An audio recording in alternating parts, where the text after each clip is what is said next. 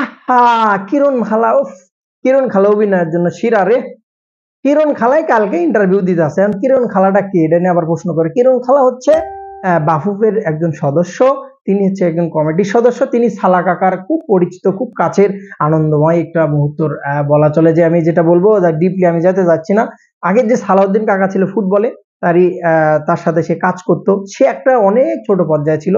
সেখান থেকে আস্তে আস্তে সালা কাকা তুলতে তুলতে এমন টান্ডা দিছে, বিএমডাব্লিউ তে ভরায় দিছে একবারে। যেটা বলা হচ্ছে যে আগে কিন্তু রিক্সায় চড়তে, এখন বিএমডাব্লিউ তে চড়ে।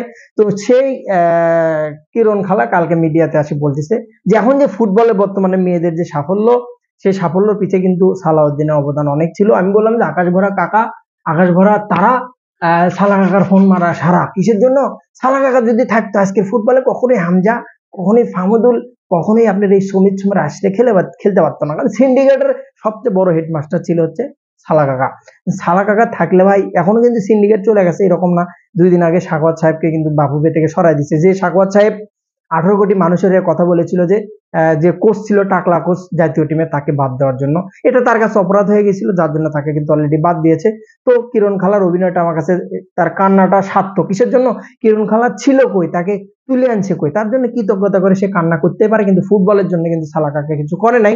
সেই সময় যখন আপনার ফুটবলের মহিলারা যখন আসে, তখন বঙ্গমাতা শেখ হাসিনা যখন ছিল, তখন বঙ্গমাতা নামে একটা কিন্তু ক্লাব টুর্নামেন্ট হচ্ছিল স্কুলে স্কুলে।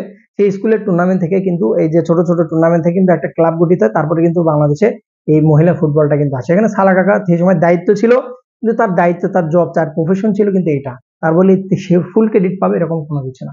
বেস্ট অফ লাক কাকি, কান্না করেন আপনি।